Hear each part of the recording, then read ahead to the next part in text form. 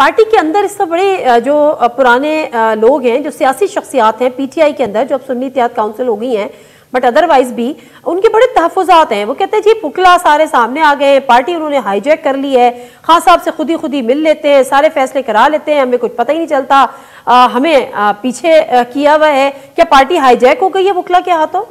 नहीं, communication gap ज़रूर है, आप ठीक कह रही हैं। खान साहब भी कहते थे कि चूंकि बुकला मिल सकते हैं और बाकियों को मिलना भी महाल है और एक एक हफ्ता लग जाता है, तो जाहिर है कि एक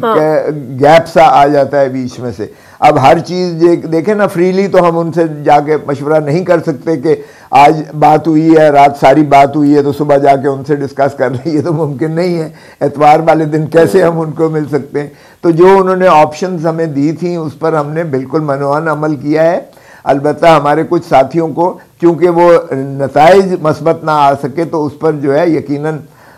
वो कहते हैं ना कि कामयाबी के तो 100 बाप होते हैं और नाकामी का जो है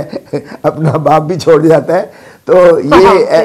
ऐसा ही है कि अगर ये कामयाब हो जाता सिलसिला, और जो होगा इंशाल्लाह आप देखेंगे कि सुप्रीम कोर्ट अल्टीमेटली, देखें जो कन्फ्यूजन की गई है, इलेक्शन कमीशन ने तो खैर करना ही करना था, हमें पता था, क्योंकि इलेक्शन कमीशन ही का तो ये सारा माशाल्लाह शाखसाना है जो हम भुगत रहे हैं और कौम सारा और मुल्क भुगत रही है कि फॉर्म 45 पर जीता हुआ फॉर्म 47 को हराया जाता है। तो ये इलेक्शन कमीशन ही के जो है नामजद रिटर्निंग ऑफिसर्स हैं ना, जिन्होंने किया है या करवाया गया है उनसे, जो भी है, कोई बच्चे तो नहीं है ना, इस तरह कोई वो बच्ची तो नहीं है जिसका जबरी निकाह अपने सर पकड़ के हिला के तो उसका कर दिया। आफ्टर ऑल ये एक ऑफिसर्स हैं जिनकी असिस्टेंट कमिश्नर लेवल के या एडिशनल कमिश्नर लेवल के या सीनियर लेवल के रिटर्निंग ऑफिसर्स हैं, उनको शर्म आनी चाहिए अगर उन्होंने इस तरह की मजमूम हरकत करके और उन्होंने सारी कौम को अजियत और कर्ब में मुब्तला किया हुआ है। सो इलेक्शन कमीशन से हमें कोई ऐसी तवक्को नहीं थी, लेकिन हाई कोर्ट पेशावर से हमें डेफिनेटली तवक्को थी। देखें उन्होंने आईनी जो हक है, आईनी हक है, वो उसको सबसर्विएंट कर दिया, उस कानून के ताबे कर दिया। भाई कानून के ताबे आईन के जो है हकूक को नहीं किया जा सकता, एक बात। दूसरी बात यह है कि उन्होंने जो पॉलिटिकल पार्टी है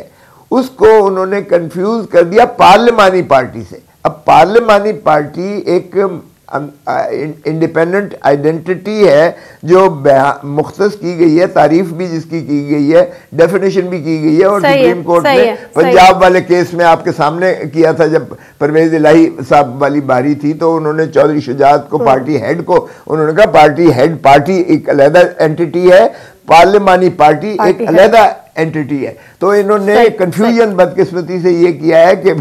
पॉलिटिकल पार्टी को जो आर्टिकल 17 के तहत बनती है, आइन के तहत बनती है, और जो कानून में भी डिफाइंड है, पॉलिटिकल पार्टीज एक्ट में भी डिफाइंड है, सेक्शन 2 में उसकी तारीफ की गई है, लेकिन उसको पार्लिमानी पार्टी से के ताबे करना ये मुनासिब नहीं था। इसलिए मैं समझता हूँ सुप्रीम कोर्ट हमें ये वापस दे देगी हमें। अलबत्ता ये है कि माशाअल्लाह जिन कुव्वतों ने हमें मार्जिनलाइज करना था वो सेनेट का इंतजार कर रहे हैं कि सेनेट में हम अपनी अददी बरतरी किसी तरीके से कर ले, चाहे वो फॉर्म 47 के जरिए हमें मार्जिनलाइज करें, चाहे वो जो है हमसे जो है मखसूस नशिस्तें छीन कर फिर देखें बंदर बांट करके उन्हीं को दे दी गई जो जिनका इस्तेहकाक नहीं था, सबके खिलाफ जिनका इस्तेहकाक नहीं है। दिलचस्प